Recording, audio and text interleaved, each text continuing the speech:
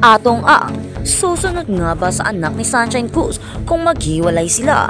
Kung bago ka lang sa channel na ito, huwag kalimutang mag-like, share, comment, and subscribe. Ang paksa ng celebrity relationships ay madalas na pumukaw sa interes ng publiko, lalo na't kapag ito ay may kinalaman sa mga kilalang tao sa entertainment industry. Si Sunshine Cruz ay isang kilalang aktres sa Pilipinas ay naging pansinin hindi lamang para sa kanyang karera, kundi pati na rin sa kanyang personal na buhay, particular na ang kanyang relasyon sa aktor at dating partner na si Cesar Montano. Ang kanilang relasyon ay naging paksa ng pagkahumaling para sa mga tagahanga at mga tagasunod, at ang mga tanong tungkol sa kanilang mga anak, lalo na sa kanilang anak, ay madalas na pinag-uusapan. Ang relasyon ni na Sunshine Cruz at Cesar Montano ay minarkahan ng parehong passion at challenges. Ang mag-asawa ay magkasama ng higit isang dekada kung saan tinanggap nila ang 3 anak na babae at isang anak na lalaki na ngayon ay isa ng young adult. Ang dynamics ng kanilang buhay pamilya ay naging paksa ng interes, lalo na kung isa sa alang-alang ang tuluyang paghiwalay ng mag-asawa habang nilalakbay nila ang co-parenting at ang kanilang mga individual na buhay. Marami ang nagtataka kung paano maaapektuhan ang kanilang anak, lalo na kung formal na magdiborsyo ang mag-asawa. Ang diborsyo ay maaaring magkaroon ng makabuluhang emosyonal at psikolohikal na epekto sa mga bata. Ipinakita na pananaliksik na ang mga bata mula sa diborsyong pamilya ay kadalasang nakakaranas ng pagkakabalisa, kalungkutan at pagkalito. Sa kaso ng anak ni Sunshine Cruz, ang potensyal para sa emosyonal na kaguluhan ay naroroon dahil sa pampublikong kalikasan ng buhay ng kanyang mga magulang. Ang pagsisiyasat mula sa media at mga tagahanga ay maaaring magpalala sa mga damdaming ito na ginawang mas mahirap para sa kanya na makayanan ang pagbabago sa kanyang pamilya. Ang co-parenting pagkatapos ng paghiwalay o diborsyo ay maaaring isang komplikadong proseso. Binigyang diinin ng Sunshine Cruz at Cesar Montano sa publiko ang kanilang pangako na epektibong pag-aalaga sa kanilang mga anak. Nagpakita sila na pahayag na unahin ang mga pangangailangan ng kanilang mga anak. Tinitsak ang kanilang mga anak na lalaki at babae ay nakadarama ng suporta at pagmamahal sa kabila ng mga pagbabago sa estruktura ng kanilang pamilya. Ang diskarte na ito ay mahalaga para sa pagtulong sa mga bata na umangkop sa bagong normal na kaakibat ng paghiwalay ng mga magulang. Madalas na ipahayag ni na Sunshine Cruz at ang kanyang pasasalamat sa suporta na natanggap niya mula sa kanyang pamilya na maaaring makatulong sa pag-iwas sa emosyonal na epekto sa kanyang anak. Ang paghikayat sa bukas na pag-uusap sa loob ng pamilya ay maaaring lumikha ng isang ligtas na puwang para sa kanya upang ipahayag ang kanyang mga saloobin at damdamin tungkol sa sitwasyon. Bilang karagdagan sa emosyonal na suporta, ang pagpapanatili ng katatagan sa buhay ng isang bata ay napakahalaga sa mga oras na kaguluhan. Naging maagap si Sunshine Cruz sa pagtiyak na ang kanyang mga anak sa kabilang ang kanyang anak ay magpapatuloy sa kanilang pag-aaral at mga extracurricular na aktibidad. Ang pagpapanatiling isang pare-parehong gawain ay maaaring magbigay ng pakiramdam na pagiging formal sa gitna ng pagbabago na tumulong sa mga bata na makaramdam ng secure at grounded. Ang katatagan na ito ay maaaring maging isang mahalagang salik sa pagpapagaan ng emosyonal na pagbagsak ng isang diborsyo. Habang magkahiwalay na naglalakbay sina Sunshine Cruz at Cesar Montano sa kanilang buhay, ang pagpapanatili ng isang malusog na relasyon para sa kapakanan ng kanilang mga anak ay higit sa lahat. Ang mga bata ay madalas na nakakaintindi sa mga emosyonal na nagpapahiwatig ng kanilang mga magulang, at ang isang kooperatiba na relasyon sa pagiging magulang ay maaaring makabaluhang mapagaan ang paglipat para sa kanila. Nangangailangan ito ng epektibong komunikasyon, paggalang sa isa't isa at pag-unawa sa papel ng bawat magulang sa buhay ng kanilang mga anak sa pamamagitan ng pagbibigay prioridad sa kapakanan at kaligayahan ng kanilang anak. Nakakatulong sina Cruz at Montano na matyak na nararamdaman niyang mahal at sinusuportahan siya.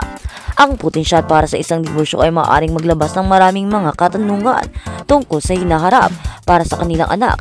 Ang pag-iisip tungkol sa kung saan siya titira, kung gaano kadalas niya makikita ang bawat magulang, at kung paano magbabago ang dynamics ng pamilya ay maaaring maging napakalaki. Ang kakayahan ni na Sunshine Cruz at Cesar Montano na tugunan ang mga alalahaning ito ng may transparency at katiyakan ay magiging mahalaga sa pagtulong sa kanya na mag-navigate sa hindi tiyak na teritoryo.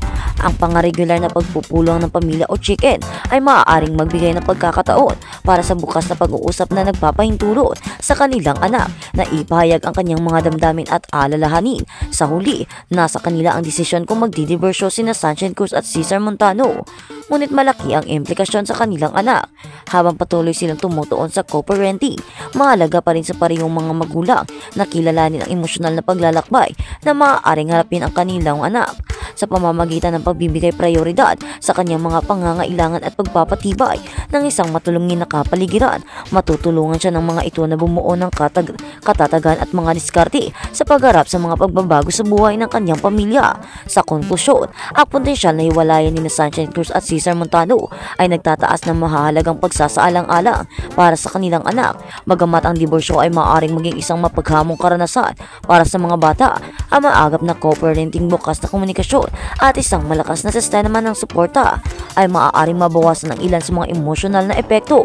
Napakahalaga para sa parehong mga magulang na manatiling nakatuon sa pagbibigay prioridad sa kapakanan ng kanilang anak habang nilalakbay nila ang kanilang magkahiwalay na landas sa paggawa nila ng matulungan nilang siyang lumabas mula sa karanasang ito na may pakiramdam ng seguridad at katatagan. Anuman ang kinalalabasan ng kanilang relasyon, maaaring puno ng mga hamon ang paglalakbay, ngunit sa pagmamahal, pag-unawa at pagsuporta, mahahanap ng kanilang anak ang kanyang paraan sa mga komplikadong dynamics ng pamilya.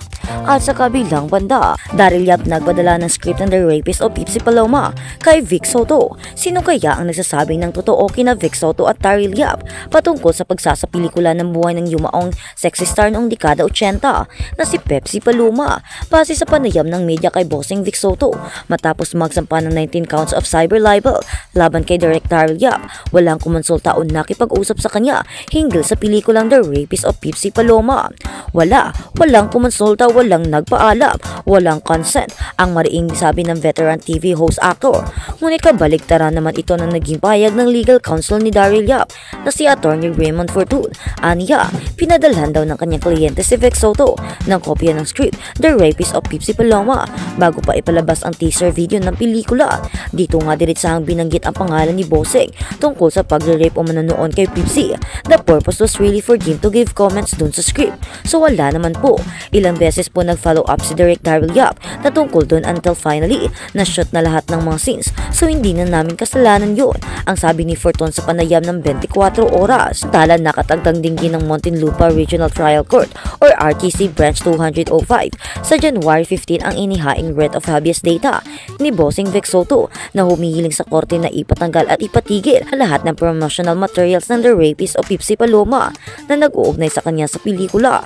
Nauna ritong hiniling sa korte ni Daryl Yap na isyuhan ng gag order para pigilan ang kampo ni Vic Soto na magsalita tungkol sa 19 counts of cyber libel na isinampalaban sa kanya. Ayon kay Attorney Fortun, naghain na sila ng Muntinlupa City RTC Branch 205 ng petisyon para isyuhan ng gag order si bossing Vic hinggil sa kanilang kaso. Sabi ng abogado, magbibigay ang kanyang kliyente ng verified return tungkol sa kanyang pelikula na hindi pa naipalalabas.